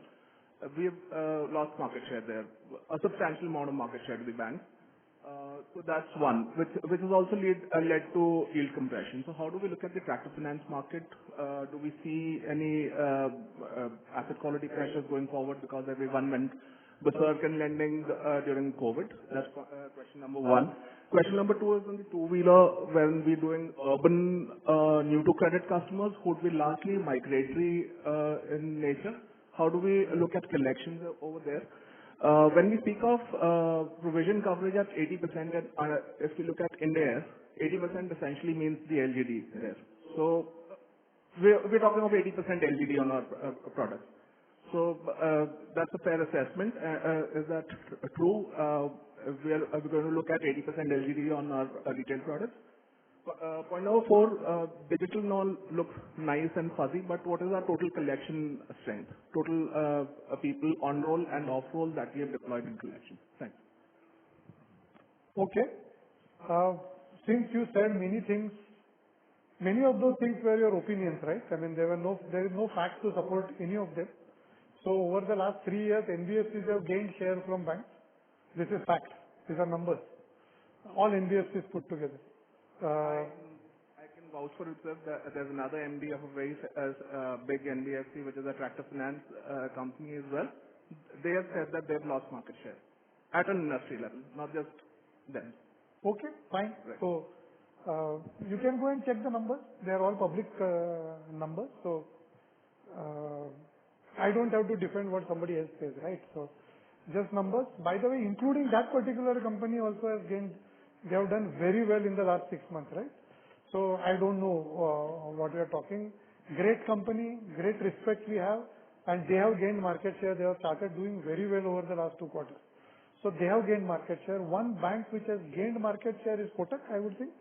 Most definitely. I don't think IndusInd, yeah, IndusInd. So, especially public sector banks losing market share tremendously. So I don't know, frankly. I always believe that any product other than car loans, any product that name today, the company of first recall is always the NBFC. Whether you say tractors or CV or gold loan or housing finance or consumer durables, you will see that it is a NBFC. So I wonder how much I need to defend that NBFCs with banks. I joined the NBFC in 2007. Since then, I have been answering this question, and from since then, NBFCs have continued to do very well. So the point is in retail, cost of funds or yields being the biggest of advantage is a theory which has not held through time. That is number one. Second question was about LGD. You asked a lot of questions. The 80% we have is LGD plus management overlays. We have a large microfinance portfolio, and hence we believe that it is always prudent. Since it's unsecured loans, it is always prudent to keep high coverages there. In fact, whatever is 90 DPD, we provide almost 100% in micro loans. So what you see 80% is the weighted average of all that. Okay, fintech you called Jazzy.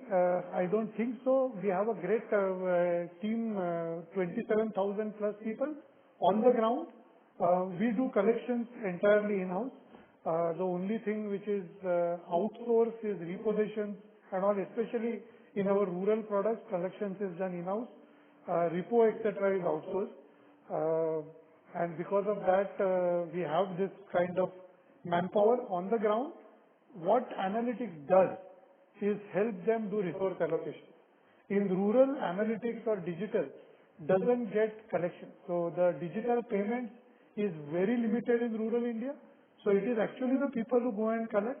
Analytics shows them when, where, how to do resource allocation, where to visit, how. So other than the first numbers, where we have a difference of opinion, I believe I have answered your question. That difference of opinion we can share by sheer numbers. So which somebody will, if you give,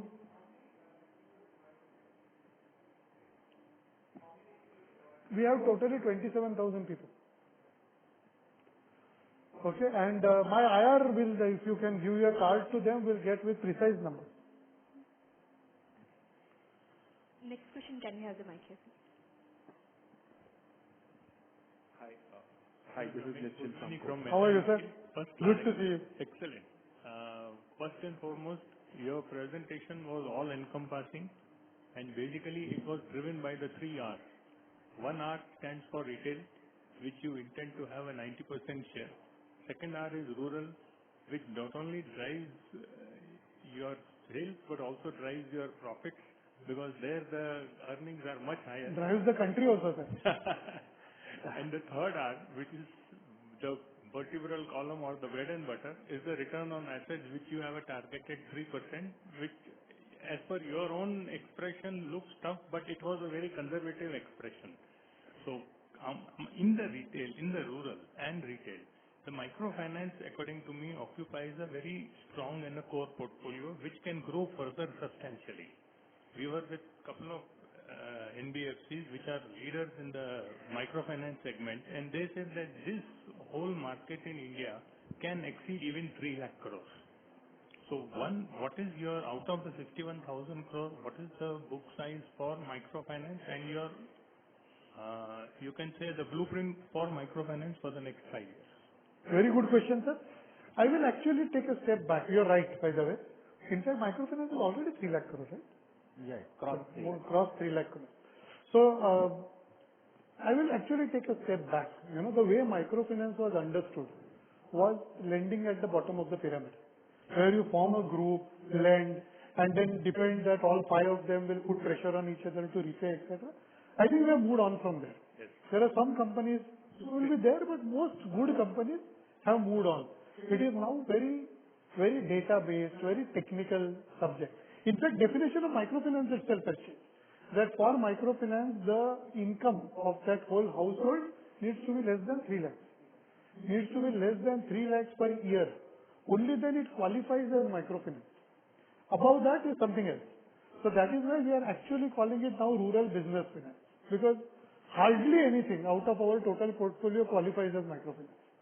Okay, in fact, portfolio tak hum dekha hi nahi hai. Out of disbursement, how much will qualify as microfinance? Or 80, right? So just 20% out of our total disbursement in rural business finance comes under the qualification of microfinance, of disbursement. Book में तो हम लोग research करने को गए ही नहीं.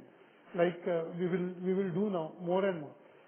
So now the potential you say is not only in microfinance. Sir. Now the potential is, you are right in amazing potential, but this potential is now not at the bottom of the pyramid, which is supposed to be the risky thing, right? The potential now, there was strength क्या है? मुझे वो area में, in that particular area, how is the monsoon? How is agri? How are agri-allied industries doing? मुझे पूरा मालूम है. Reservoir levels कैसे हैं? ये सब पूरा मालूम है. मंडी prices कैसे हैं? Now we know that. Then I know employment levels there. I know that. Then now more and more I know income of the whole family. Because I am capturing that. RBI requires me to capture that from last 1st April 2022. So I am capturing that, right? Now let's see. Just microfinance का problem क्या था कि ये पूरा unsecured. Now I need not be that, right? उनका घर है, मैं उनको लोन अगेंस्ट प्रॉपर्टी दे सकता हूँ, मैं उधर होम लोन दे सकता हूँ. अगर उनका हस्बैंड कुछ बिजनेस करना चाहता है तो मैं उनको बिजनेस लोन दे सकता हूँ. Because now I know information about the whole family. And that's the plan. So, you are absolutely right. But I would not like to talk about the potential for microfinance only, because as much as that is, it is still a very small part of the potential for rural businesses. That's huge. And that is why I said that more organized competition coming in that is welcome, because they बहुत जल्दी develop होगा. I know more people coming forward to take loans from organized players. सबके लिए अच्छा है, उनके लिए अच्छा है, हमारे लिए अच्छा है, देश के लिए अच्छा है. And thankfully the banks are turning a blind eye towards this segment of business. मैं ऐसे नहीं कहूँगा सर, काफी बैंक अच्छा काम भी कर रहे हैं. Frankly, it is their own admittance. मैं आपको ये बोल रहा हूँ कि banks are said to be, banks or NBFCs. I don't think we can survive without each other. Correct. मैं जो कैश कलेक्ट करता हूँ, अगर वो एरिया में बैंक नहीं होगा तो मैं कैश का करेगा क्या? Very correct. I will have to put there. Yes. So, this whole narrative of either this will survive or this, if, a large company comes in microfinance, बाकी सबकी हालत खराब होगी. ऐसा नहीं है. The market is large enough. Too huge. You have to keep competing with yourself. Yes. Be better than what you were last quarter. Yes. You be better than that. That's right. Thank you. And all. Thank you, sir. Thank you. Hi, Mr. Nischint here from Kotak. You were honest to sort of call out. You were honest to call out that there should be margin compression next year because of the fact that cost of funding is going up. But what about asset side? Are you raising rates, or can you pass it on? See, home loans we have passed on everything. See, there are 2-3 things which work, right? One works the proportion of micro loans in the whole thing versus the proportion of home loans. It's simple है, highest yield, lowest yield. बाकी सब products बीच में है. Tractors, two-wheelers, consumer loans, SME, everything comes in between, in the 13 to 16, 17 range. Okay? Two-wheelers little bit more than that, but everything comes in that range. Yield. 24% micro loans, 9.5% home loans. And that's what really does that. The good thing is home loans, because being variable, we can pass on everything. Till now we have passed on. Good thing is industry has also passed on. That is why we were able to pass on. Right? Wholesale, whatever small portion is remaining is variable, you can pass on. The rest of the loans are fixed rate. The good part of that is most of it is, the duration is 1 to 3 years. Door to door is 2 to 5 years, but duration is 1 to 3 years. So the effect of the old book is that much less. So interest rate risk is actually lesser than that. The more impact on the NIM may be because we will do more secured, more home loans. Urban will grow. If microloans grows like it has grown today, maybe it will not happen. But we believe that after a big growth like this, microloans may moderate a little bit from the growth rate actually where it is. And that is why conservatively I am saying that it may come down. So it will more depend on the mix than really the ability to pass on. Because ability to pass on wherever variable is there, it is there. Fixed is there, that the duration is so small that the portfolio is renewed like this.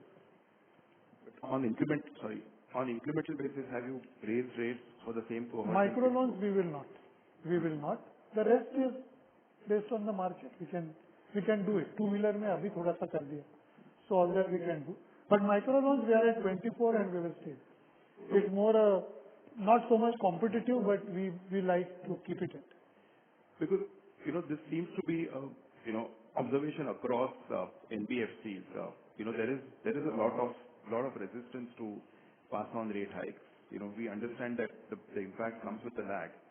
But is it something that just there is focus on growth, so none of the players, and I mean the entire market, including competition, wants to pass on rate hikes, or is it just that, let it be as it is? Okay, I will go into the philosophy. That when you are with a particular market and particular dealer for the long term, if this rate hike is not for keeps, right? I mean, we are not into a 5-year high rate cycle. We would like to maintain certain steadiness with that dealer. I would not think, and I will speak for my peers also, at least most of the mature peers, it is less of a growth strategy than it is steady market, giving market steady signal. Ki hum hai. That strategy. That works in the long term. And anyway, these are very high NIM products, right? So it's okay. I would rather look inwards, looking for efficiency and credit cost gains than pass it on, unless forced to. If this interest rate cycle remains high for a long time, I may be forced to. But till now, through my ALM and through my efficiencies, I have been able to manage. In fact, NIMs plus fees have only gone up, right? The other is on provisions. I know you touched upon it, but how much provisions do you currently have on the balance sheet, including the wholesale book? I know you've used some of the wholesale extra provisions and the gains on the mutual fund to sort of do some mark to market on the wholesale side, but how much provisions do you really have? Okay, total sum, I think IR will get back to you. I never remember numbers, so sorry for that. Really, I can answer that. Yeah, please. So 2% is the total, which is the macroprudential provision that we have. Overall, if you look at on the retail side, it's about 5%, and on the wholesale side, 2,700 crore was the knockdown that we took, right? So you can take that as apart from that, there will be about. But that knockdown doesn't appear as provisions in the. Yeah, it doesn't appear as provisions. It's a reduction from the asset side. And the overall PCRs are at about 56% on the GS3.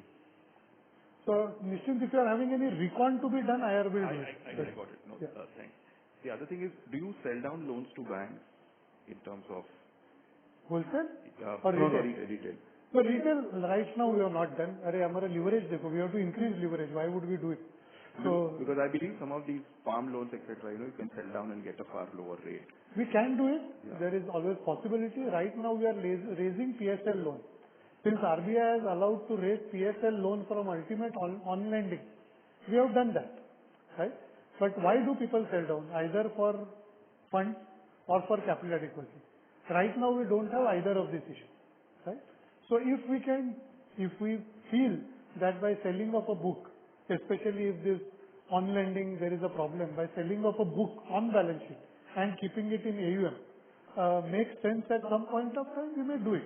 But right now, since the capital adequacy is so high and leverage is so low, it won't be out of any compulsion. There is no compulsion to it. Finally, just one last question is on the housing side. Does this remain kind of focused on the prime segment, or do you go down to affordable segment? Oh, okay. I wouldn't say prime and non-prime so much, but you are absolutely right. We were absolutely focused on salaried, largely during COVID. We were focused on salary. Two reasons. One was COVID. Second was we were trying to get our team and the mechanisms in place. Now that the team is fully in place, Sanjay is there. Our business head is a very strong senior business head. Collection head, and these are, I believe that one of the best team in the housing finance industry is today with us. We are now moving more to SENP as well as LAP. So you will see increasing percentages of LAP and all. I would say today 60% will be salaried in book, 60% salaried and 40% non-salaried in the book. In disbursement, proportion of LAP will be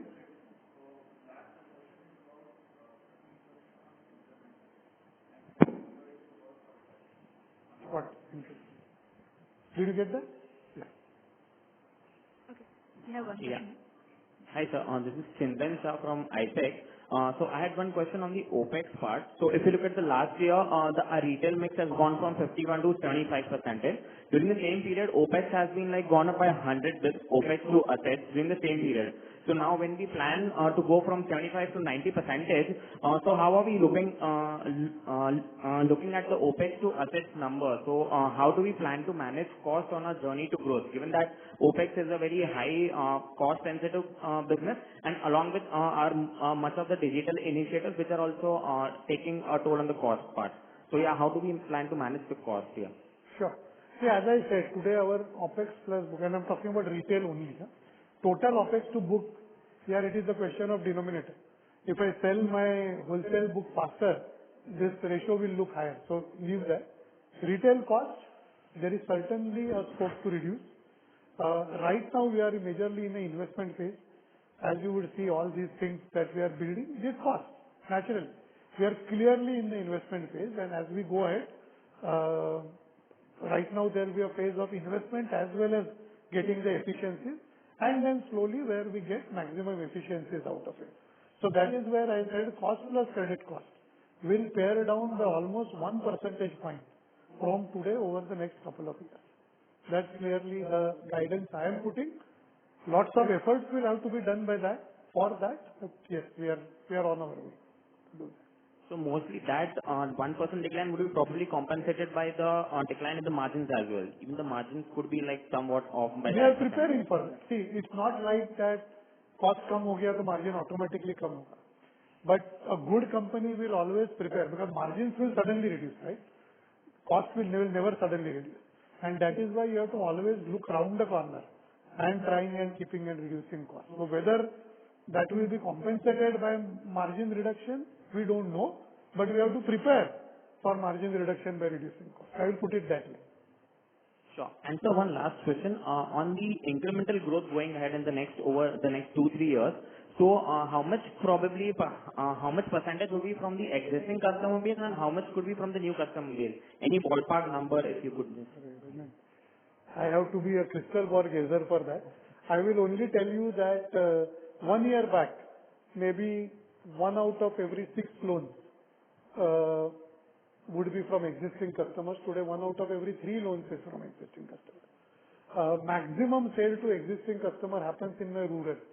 My urban mein only it is cross-selling, not so much upselling. Cross-selling from two-wheeler to consumer loans or housing loans to consumer loans.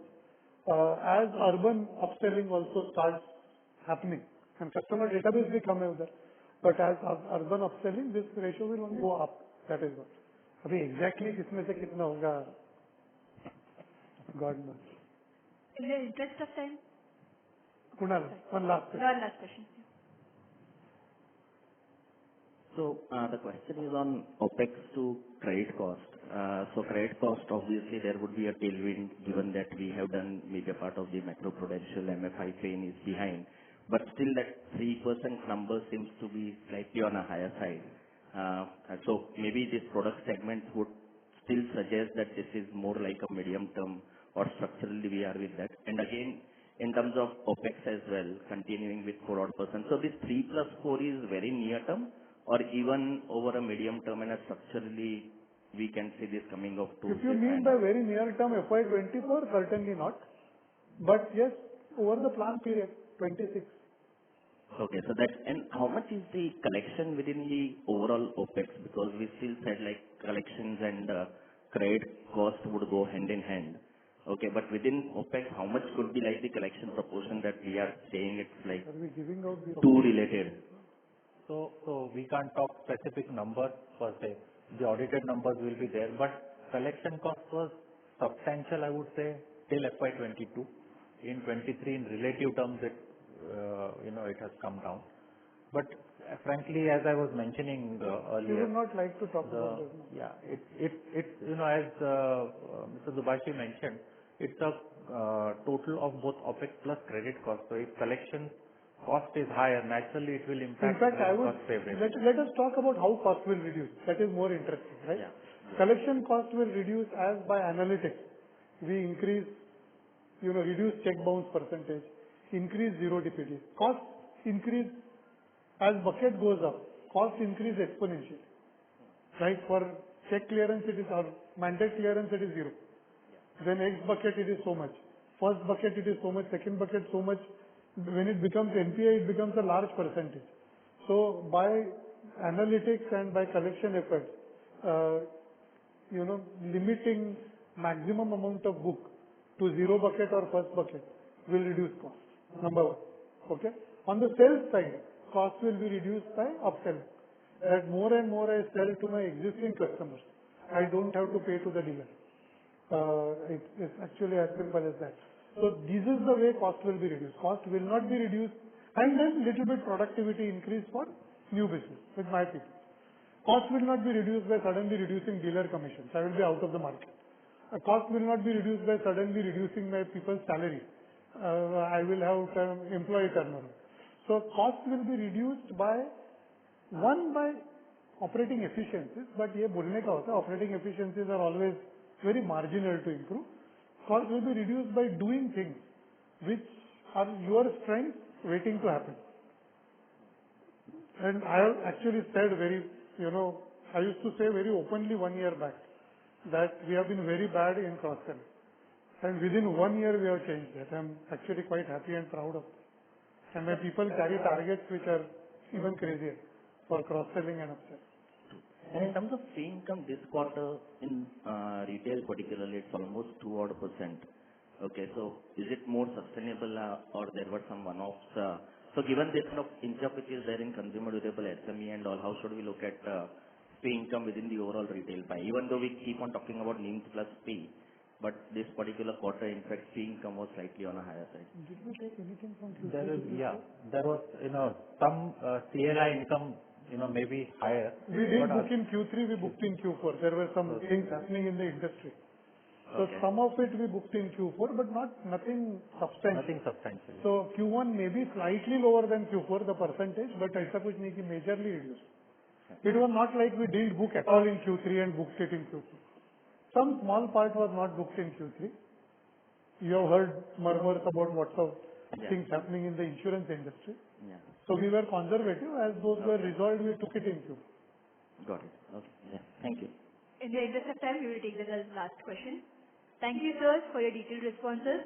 And thank you, everyone, for being here today. For any further questions, request you to be in touch with the investor relations team.